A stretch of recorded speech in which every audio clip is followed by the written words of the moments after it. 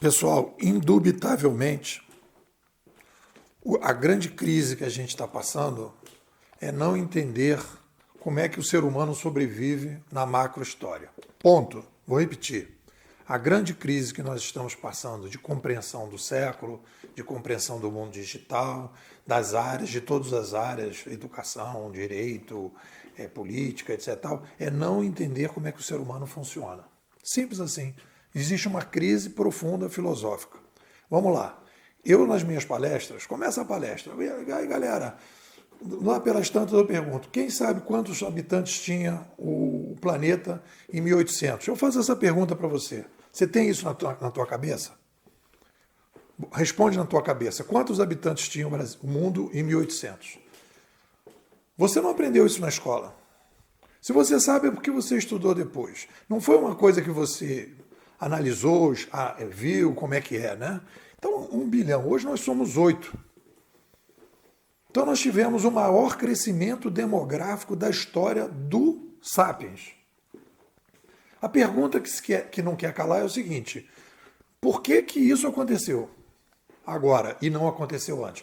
Porque a gente tem modernidade e tal, tá, mas por que aconteceu? Qual é uma explicação razoável para por que a gente agora conseguiu ser 8 bilhões? Pega aquele livro do, se não me engano, é Jared, que ele fala dos colapsos das civilizações. Dá uma lida naquele livro e você vai ver que todos os colapsos aconteceram exatamente porque a civilização começou a se estruturar, começou a crescer, chegou a um determinado pico demográfico, puf, entrou em crise, porque não conseguiu manter aquela população, que as pessoas foram se agrupando, foram crescendo, aí começa fome, doença, problema, babapá, puf, acabou a civilização, colapso da civilização, cresceu demais. Então o que a gente fez para crescer demais? E conseguir ter 8 bilhões? Então alguma coisa a gente fez certa. Porque todas as espécies, pega aí o vírus da pandemia, todas as espécies querem, né, crescer, se reproduzir. Elas querem ter descendentes. Elas nasceram com essa missão, né? Elas vão ficar um tempo, vão se reproduzir e aquele gene, né, vai passando de um para outro. Essa é a meta. E quando se extingue uma determinada espécie, é porque ela não conseguiu ser resiliente para conseguir se manter viva. Então, o maior fenômeno da história do ser humano, que foi a passagem de 1 para 8 bilhões, é ignorada completamente na escola, nas universidades, etc. Pouquíssimo se fala disso. Não se fala disso. Malthus é um cara que disse isso, que o aumento populacional geraria crises produtivas. Hoje ele se você falar em Malthus em qualquer reunião, qualquer plateia, etc., as pessoas vão começar a ficar nervosas, porque Malthus, né, tem toda uma linha de pensamento do Malthus de, bom, cresceu, deixa os pobres morrerem, mas eu descarto uma série de coisas do Malthus e pego a coisa fundamental, que é a matemática que ele colocou. Aumentou a população e nós aumentamos, e aí ele chama a atenção, porque ele já está em 1800, vendo que houve uma dobrada de população do mundo, né, de 450 para 1 bilhão, e aí ele vai falar, em 1800, logo assim, antes da parada, vai ter crise produtiva. Então, esse é o maior fenômeno que aconteceu na história. É isso que é a base da antropologia da sobrevivência. A antropologia da sobrevivência é uma ciência, uma nova ciência sobre a história humana que analisa macrofenômenos. O macrofenômeno principal é o aumento demográfico. Aumentou a população, vai ter que ter pratos de comida, vai ter que ter água, vai ter que ter cama, vai ter que ter banheiro, vai ter que ter transporte, vai ter que ter educação. E aí então a gente entra nessa coisa. Aí se pergunta, como é que começou esse boom demográfico? Começa em 1450. Quando a gente sofistica, quando a gente massifica a escrita, a gente sofistica a comunicação, e aí quando uma espécie como a nossa sofistica a comunicação, a gente começa a fazer coisas que não podia antes. Mas a escrita não surgiu em 1450, mas ela se massifica ali.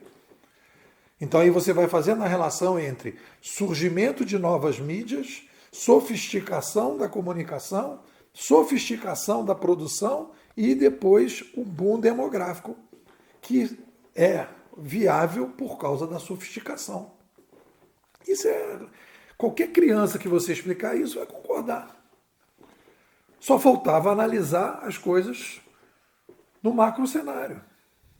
E aí então a gente vem para o problema da educação. A educação é o epicentro desse processo. O ser humano é uma espécie que é dependente da educação.